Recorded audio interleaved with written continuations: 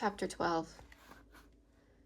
Daily, as I continued my attendance at the seminary of Mademoiselle Bruder, did I find fresh occasions to compare the ideal with the real. What had I known of the female character previously to my arrival at Brussels? Precious little. And what was my notion of it? Something vague, slight, gauzy, glittering. Now, when I came in contact with it, I found it to be a palpable substance enough. Very hard, too, sometimes, and often heavy. There was metal in it, both lead and iron. Let the idealists, the dreamers about earthly angel and human flowers, just look here while I open my portfolio and show them a sketch or two, penciled after nature. I took these sketches in the second-class schoolroom of Mademoiselle Bruder's establishment, where about 100 specimens of the genus girls collected together offered a fertile variety of subject. A miscellaneous assortment they were, differing both in caste and country. As I sat on my estrade and glanced over the long range of desks, I had under my eye French, English, Belgians, Austrians, and Prussians. The majority belonged to the caste bourgeois, but there were many countesses. There were the daughters of 2 generals and of several colonels, captains, and government employees. These ladies sat side by side with young females destined to be shop clerks, and with some Flamands, genuine aborigines of the country. In dress, all were nearly similar, and in manners, there was small difference. Exceptions there were to the general rule, but the majority gave the tone to the establishment, and that tone was rough, boisterous, masked by a point-blank disregard of all forbearance towards each other or their teachers, an eager pursuit by each individual of her own interests and convenience, and a coarse indifference to the interest and convenience of everyone else. Most of them could lie with audacity when it appeared advantageous to do so. All understood the art of speaking fair when a point was to be gained, and could consummate skill and at a moment's notice, turn the cold shoulder the instant civility ceased to be profitable. Very little open quarreling ever took place amongst them, but backbiting and tale-bearing were universal. Close friendships were forbidden by the rules of the school, and no girl seemed to cultivate more regard for another than was just necessary to secure a companion when solitude would have been irksome. They were each and all supposed to have been reared in utter unconsciousness of vice. The precautions used to keep them ignorant, if not innocent, were innumerable. How was it, then, that scarcely one of those girls, having attained the age of 14, could look a man in the face with modesty and propriety? An air of bold, impudent flirtation, or a loose, silly leer, was sure to answer the most ordinary glance from a masculine eye.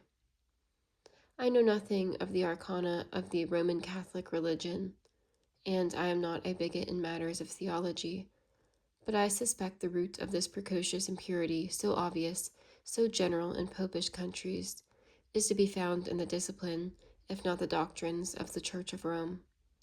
I record what I have seen. These girls belong to what are called the respectable ranks of society.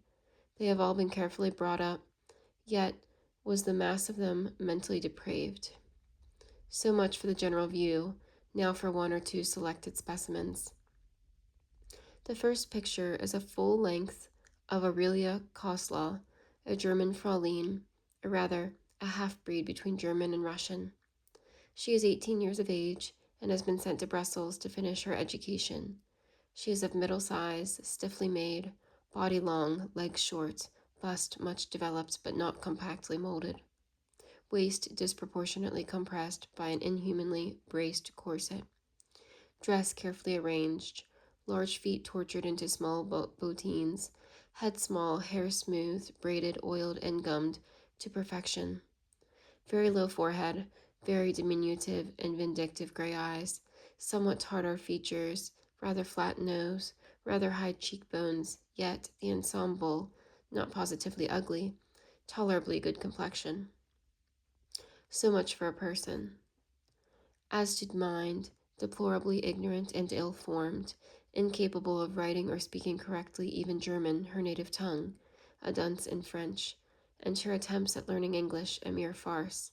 Yet she has been at school 12 years, but as she invariably gets her exercises, of every description,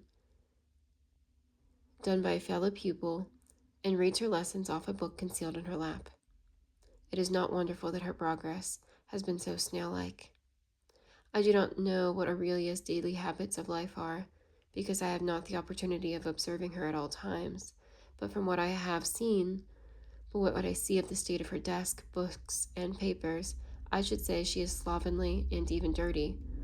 Her outward dress, as I have said, is well attended to, but in passing behind her bench, I have remarked that her neck is gray for want of washing, and her hair, so glossy with gum and grease, is not such as one feels tempted to pass the hand over, much less to run the fingers through. Aurelia's conduct in class, at least when I am present, is something extraordinary, considered as an index of girlish innocence. The moment I enter the room, she nudges her next neighbor and indulges in a half-suppressed laugh. As I take my seat on the estrade, she fixes her eye on me. She seems resolved to attract, and if possible, monopolize my notice. To this end, she launches at me all sorts of looks, languishing, provoking, leering, laughing. As I am found quite proof against this sort of artillery, for we scorn what, unasked, is lavishly offered, she has recourse to the expedient of making noises. Sometimes she sighs, sometimes groans, sometimes utters inarticulate sounds for which language has no name. If, in walking up the schoolroom, I pass near her, she puts out her foot that it may touch mine. If I do not happen to observe the maneuver and my boot comes in contact with her boot, she affects to fall into convulsions of suppressed laughter. If I notice the snare and avoid it, she expresses her mortification in sullen muttering, where I hear myself abused in bad French, pronounced with an intolerable low German accent. Not far from Mademoiselle Coslow sits another young lady by name Adele Dronzert. This is a Belgian, rather low of stature, in form heavy, with broad waist, short neck and limbs, good red and white complexion, features well chiseled and regular, well-cut eyes of a clear brown color, light brown hair, good teeth, age not much above 15, but as full-grown as a stout young Englishwoman of 20. This portrait gives the idea of a somewhat dumpy but good-looking damsel, does it not? Well, when I looked along the row of young heads, my eye generally stopped at this of Adele's. Her gaze was ever waiting for mine, and it frequently succeeded in arresting it. She was an unnatural-looking being, so young, fresh, blooming, yet so Gorgon-like. Suspicion, sullen ill temper were on her forehead, vicious propensities in her eye, envy and panther-like deceit about her mouth. In general, she sat very still. Her massive shape looked as if it could not bend much, nor did her large head, so broad at the base, so narrow towards the top, seem made to turn readily on her short neck. She had but two varieties of expression. The prevalent one of a forbidding, dissatisfied scowl, varied sometimes by a most pernicious and perfidious smile. She was shunned by her fellow pupils, for, bad as many of them were, few were as bad as she. Aurelia and Adele were in the first division of the second class.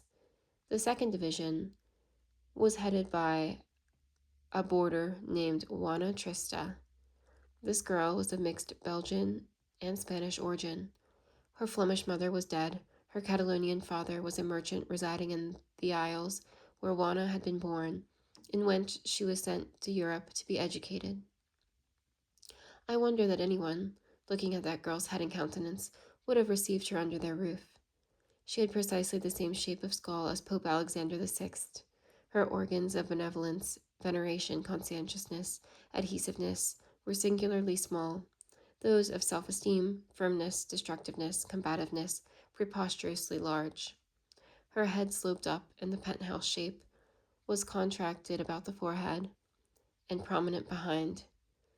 She had rather good, though large and marked features. Her temperament was fibrous and bilious, her complexion pale and dark, her hair and eyes black from angular and rigid but proportionate. Age 15. Juana was not very thin, but she had a gaunt visage, and her regard was fierce and hungry. Narrow as was her brow, it presented space enough for the legible graving of two words, mutiny and hate. In some of her other lineaments, I think the eye, Cowardice had also its distinct cipher. Mademoiselle Trista thought fit to trouble my first lessons with a coarse workday sort of turbulence. She made noises with her mouth like a horse. She ejected her saliva. She uttered brutal expressions. Behind and below her were seated a band of very vulgar, inferior-looking Flemings, including 2 or 3 examples of that deformity of person and imbecility of intellect, whose frequency in the Low Countries would seem to furnish proof that the climate is such as to induce degeneracy of the human mind and body. These, I soon found, were completely under her influence, and, with their aid, she got up and sustained a swinish tumult, which I was constrained at last to quell by ordering her and 2 of her tools to rise from their seats, and, having kept them standing 5 minutes, turning them bodily out of the schoolroom, the accomplices into a large place adjoining, called the big hall, the principal into a cabinet, of which I closed the door and pocketed the key. This judgment I executed in the presence of Mademoiselle Reuter, who looked much aghast at beholding so decided a proceeding, the most severe that had ever been ventured on in her establishment. Her look of affright I answered with one of composure, and finally with a smile, which perhaps flattered and certainly soothed her. Juana Trista remained in Europe long enough to repay, by benevolence and ingratitude, all who had ever done her a good turn, and she then went to join her father in the Isles, exulting in the thought that she would there have slaves, whom, as she said, she could kick and strike at will. These 3 pictures are from the life. I possess others as marked and as little agreeable, but I will spare my reader the exhibition of them. Doubtless it will be thought that I ought now, by way of contrast, to show something charming, some gentle virgin head, circled with a halo, some sweet personification of innocence, clasping the dove of peace to her bosom. No, I saw nothing of the sort, and therefore cannot betray it. The pupil in the school possessing the happiest disposition was a young girl from the country, Louise Path. She was sufficiently benevolent and obliging, but not well taught nor well mannered. Moreover, the plague spot of dissimulation was in her also. Honor and principle were unknown to her. She had scarcely heard their names. The least exceptionable pupil was the poor little Sylvie, I have mentioned once before. Sylvie was gentle. She was gentle in manners, intelligent in mind. She was even sincere, as far as her religion would permit her to be so, but her physical organization was defective. Weak health stunted her growth and chilled her spirits, and then, destined as she was for the cloister, her whole soul was warped to a conventual bias, and, in the tame, trained subjection of her manner, one read that she had already prepared herself for a future course of life, by giving up her independence of thought and action into the hands of some despotic confessor. She permitted herself no original opinion, no preference of companion or employment. In everything she was guided by another. With a pale, passive, automaton air, she went about all day long, doing what she was bid, never what she liked, or what, from innate conviction, she thought it right to do. The poor little religious had already been taught to make the dictates of her own reason and conscience quite subordinate to the will of her spiritual director. She was the model pupil of Mademoiselle Reuter's establishment. Pale, blighted image, where life lingered feebly, but whence the soul had been conjured by Romish wizardcraft. A few English pupils there were in the school, and these might be divided into 2 classes. First, the continental English, the daughters chiefly of broken adventurers whom debt or dishonor had driven from their country. These poor girls had never known the advantages of settled homes, decorous example, or honest Protestant education.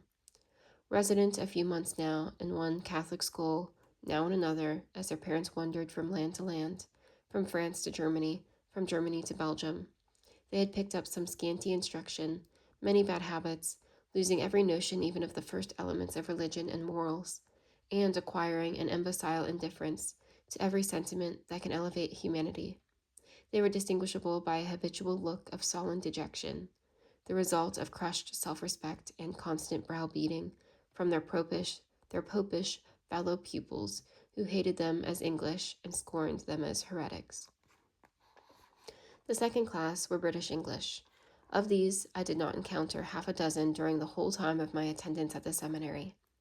Their characteristics were clean but careless dress, ill-arranged hair compared with the tight and trim of foreigners, erect carriage, flexible figures, white and taper hands, features more irregular but also more intellectual than those of the Belgians, grave and modest countenances, a general air of native propriety and decency. By this last circumstance alone, I could at a glance distinguish the daughter of Albion and nursling of Protestantism from the foster child of Rome, the protégé of Jesuitry. Proud, too, was the aspect of these British girls.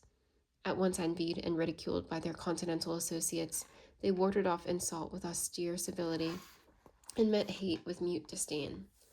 They eschewed company keeping, and in the midst of numbers seemed to dwell isolated. The teachers presiding over this mixed multitude were three in number, all French. Their names, Mademoiselle Zéphirine, Pélagie, and Suzette. The two last were commonplace personages enough. Their look was ordinary, their manner was ordinary, their temper was ordinary, their thoughts, feelings, and views were all ordinary. Were I to write a chapter on the subject, I could not elucidate it further. Zéphirine was somewhat more distinguished in appearance and deportment than Pélagie and Suzette, but in character, genuine Parisian, coquette, perfidious, mercenary, and dry-hearted. A fourth teacher I sometimes saw, who seemed to come daily to teach needlework, or netting, or lace mending, or some such flimsy art, but of her I never had more than a passing glimpse. As she sat in the square, with her frames and some dozen of the elder pupils about her consequently, I had no opportunity of studying her character, or even of observing her person much.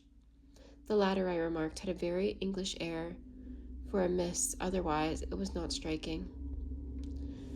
Of character, I should think she possessed but little, as her pupils seemed constantly in revolt against her authority. She did not reside in the house. Her name, I think, was Mademoiselle Henry. Amidst the assemblage of all that was insignificant and defective, much that was vicious and repulsive, by that last epithet, many would have described the two or three stiff, silent, decently behaved, ill-dressed British girls. The sensible, sagacious, affable directress shone like a steady star over a marsh full of jack-o'-lanterns, profoundly aware of her superiority. She derived an inward bliss from that consciousness which sustained her under all the care and responsibility inseparable from her position. It kept her temper calm, her brow smooth, her manner tranquil.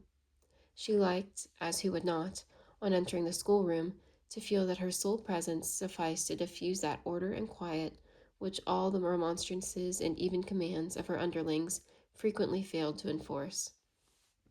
She liked to stand in comparison, or rather contrast, with those who surrounded her, and to know that in personal as well as mental advantages she bore away the undisputed palm of preference. The three teachers were all plain. Her pupils she managed with such indulgence and address, taking always on herself the office of recompenser and eulogist, and abandoning to her subalterns every invidious task of blame and punishment, that they all regarded her with deference, if not affection. Her teachers did not love her, but they submitted because they were her inferiors in everything. The various masters who attended her school were each and all in some way or other under her influence. Over one she had acquired power by her skillful management of his bad temper, over another by little attentions to his petty caprices. A third she had subdued by flattery. A fourth, a timid man, she kept in awe by a sort of austere decision of mien. Me she still watched, still tried by the most ingenious tests. She roved round me, baffled yet persevering. I believe she thought I was like a smooth and bare precipice, which offered neither jutting stone nor tree root, nor tuft of grass to aid the climber. Now she flattered with exquisite tact. Now she moralized. Now she tried how far I was accessible to mercenary motives. Then she disported on the brink of affection, knowing that some men are won by weakness. Anon she talked excellent sense, aware that others have the folly to admire judgment. I found it at once pleasant and easy to evade all these efforts. It was sweet when she thought me nearly won, to turn round and to smile in her very eyes, half scornfully, and then to witness her scarcely veiled, though mute mortification. Still, she persevered, and at last, I am bound to confess it, her finger, essaying and proving every atom of the casket, touched its secret spring, and for a moment the lid sprung open. She laid her hand on the jewel within. Whether she stole and broke it, or whether the lid shut again with a snap of her fingers, read on, and you shall know. Read on, and you shall know. It happened that I came one day to give a lesson when I was indisposed. I had a bad cold and cough. 2 hours incessant talking left me very hoarse and tired. As I quitted the schoolroom and was passing along the corridor, I met Mademoiselle Reuter. She remarked with an anxious air that I looked very pale and tired. Yes, I said, I was fatigued. And then, with increased interest, she rejoined, You shall not go away till you have had some refreshment. She persuaded me to step into the parlor and was very kind and gentle while I stayed. The next day she was kinder still. She came herself into the class to see that the windows were closed and that there were no draught. She exhorted me with friendly earnestness not to overexert myself. When I went away, she gave me her hand unasked, and I could but not mark, by a respectful and gentle pressure, that I was sensible of the favor and grateful for it. My modest demonstration kindled a little merry smile on her countenance. I thought her almost charming. During the remainder of the evening, my mind was full of impatience for the afternoon of the next day to arrive, that I might see her again. I was not disappointed, for she sat in the class during the whole of my subsequent lesson, and often looked at me with almost affection. At 4 o'clock she accompanied me out of the schoolroom, asking with solicitude after my health, then scolding me sweetly because I spoke too loud and gave myself too much trouble. I stopped at the glass door which led into the garden to hear her lecture to the end. The door was open. It was a very fine day, and while I listened to the soothing reprimand, I looked at the sunshine and flowers and felt very happy. The day scholars began to pour from the schoolrooms into the passage. Will you go into the garden a minute or two? Asked she, till they are gone. I descended the steps without answering, but I looked back as much as to say, You will come with me? In another minute, I and the directress were walking side by side down the alley bordered with fruit trees, whose white blossoms were then in full blow, as well as their tender green leaves. The sky was blue, the air still. The May afternoon was full of brightness and fragrance. Released from the stifling class, surrounded with flowers and foliage, with a pleasing, smiling, affable woman at my side, how did I feel? Why, very enviably. It seemed as if the romantic visions my imagination had suggested of this garden, while it was yet hidden from me by the jealous boards, were more than realized, and, when a turn in the alley shut out the view of the house, and some tall shrubs excluded Monsieur Pelet's mansion, and screened us momentarily from the other houses, rising amphitheater-like around this green spot, I gave my arm to Mademoiselle Reuter, and led her to a garden chair, nestled under some lilacs near. She sat down. I took my place at her side. She went on talking to me with that ease which communicates ease. And as I listened, a revelation dawned in my mind that I was on the brink of falling in love. The dinner bell rang, both at her house and Monsieur Pelet's. We were obliged to part. I detained her a moment as she was moving away. I want something, said I. What? Asked Zoraide naively. Only a flower. Gather it then, or 2 or 20 if you like. No, 1 will do, but you must gather it and give it to me. What a caprice, she exclaimed, but she raised herself on her tiptoes and, plucking a beautiful branch of lilac, offered it to me with grace. I took it and went away, satisfied for the present and hopeful for the future. Certainly that May day was a lovely one, and it closed in a moonlight night of summer warmth and serenity. I remember this well, for having sat up late that evening, correcting my homework, and feeling weary and a little oppressed with the closeness of my small room, I opened the often-mentioned boarded window, whose boards, however, I had persuaded old Madame Pelet to have removed since I had filled the post of professor in the girls' boarding school. As from that time It was no longer inconvenient for me to overlook my own pupils at their sports.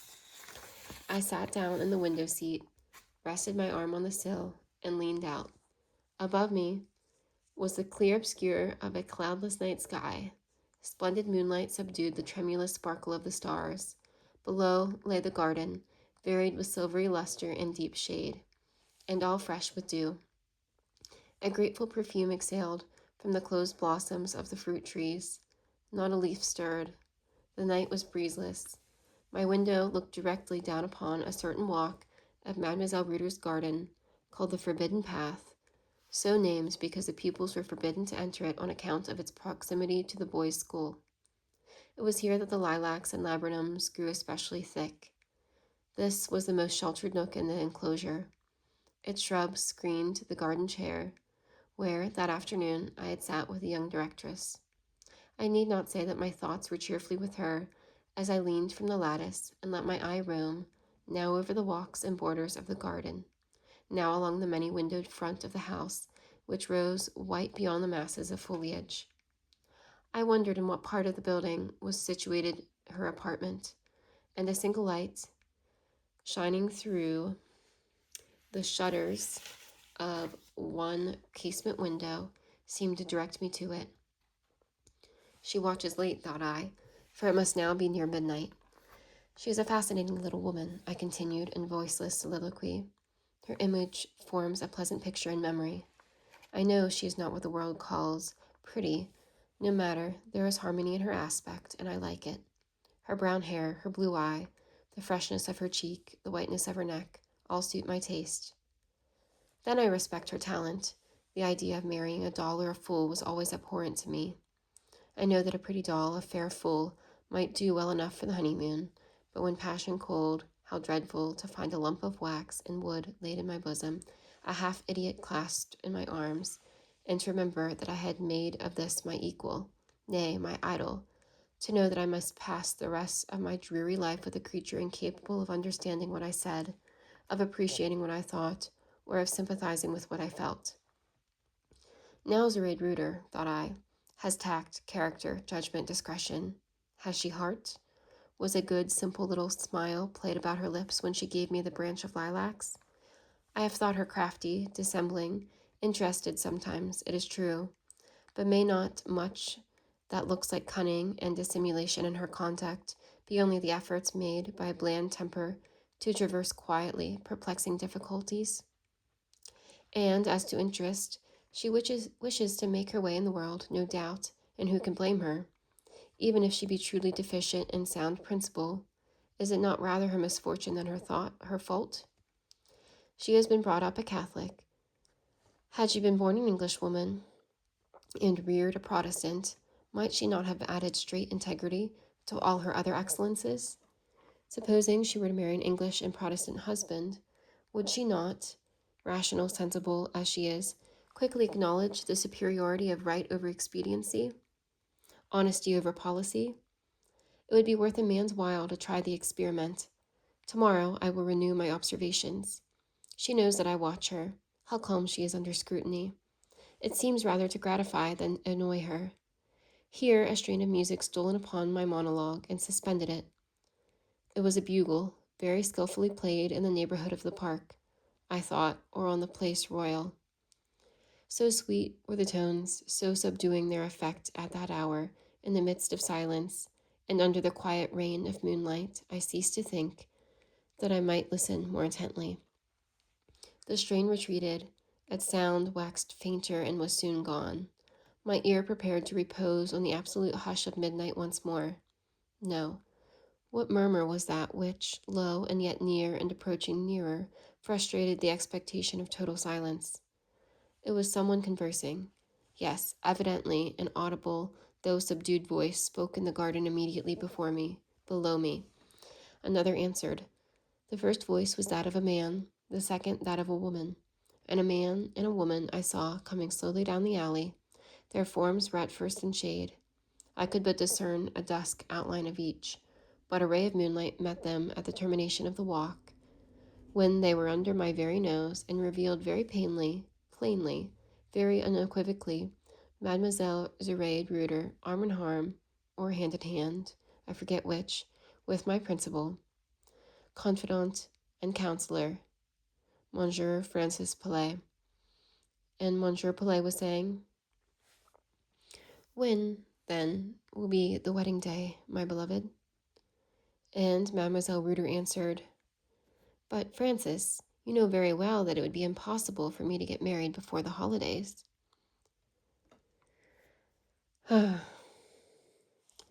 "June, July, August, a whole quarter," exclaimed the director. "How can I wait so long? I, who am ready even now to expire at your feet with impatience." "Ah, if you die, the whole affair will be settled without any trouble about notaries and contracts. I shall only have to order a slight mourning dress, which will be much sooner prepared than the nuptial trousseau." "Cruel Zoraide, you laugh at the distress of one who loves you so devotedly as I do. My torment is your sport. You scruple not to stretch my soul on the rack of jealousy. For, deny it as you will, I am certain you have cast encouraging glances on that schoolboy Crimsworth. He has presumed to fall in love, which he dared not have done, unless you had given him room to hope." "What do you say, Francis? Do you say Crimsworth is in love with me?" "Over head and ears. Has he told you so?" "No, but I see it in his face. He blushes whenever your name is mentioned." A little laugh of exulting coquetry announced Mademoiselle Reuter's gratification at this piece of intelligence, which was a lie, by the by. I had never been so far gone as that, after all. Monsieur Palais proceeded to ask what she intended to do with me, intimating pretty plainly, and not very gallantly, that it was nonsense for her to think of taking such a greenhorn as a husband, since she must be at least 10 years older than I. Was she then 32? I should not have thought it. I heard her disclaim any intentions on the subject. The director, however, still pressed her to give a definite answer. "Francis," she said, "you are jealous." And still she laughed. Then, as if suddenly recollecting that this coquetry was not consistent with the character for modest dignity she wished to establish, she proceeded in a demure voice. "Truly, my dear Francis, I will not deny that this young Englishman may have made some attempts to ingratiate himself with me. But, so far from giving him any encouragement, I have always treated him with as much reserve as it was possible to combine with civility. Affianced as I am to you, I would give no man false hopes. Believe me, dear friend." Still, Palais uttered murmurs of distrust, so I judged, at least from her reply. "What folly! How could I prefer an unknown foreigner to you? And then, not to flatter your vanity, Crimsworth could not bear comparison with you either physically or mentally. He is not a handsome man at all. Some may call him gentlemanlike and intelligent-looking, but for my part—" The rest of the sentence was lost in the distance as the pair, rising from the chair in which they had been seated, moved away. I waited their return, but soon opening and shutting of a door informed me that they had re-entered the house. I listened a little longer. All was perfectly still. I listened more than an hour. At last I heard Monsieur Palais come in and ascend to his chamber. Glancing once more towards the long front of the garden house, I perceived that its solitary light was at length extinguished. So, for a time, was my faith in love and friendship. I went to bed, but something feverish and fiery had got into my veins which prevented me from sleeping much that night.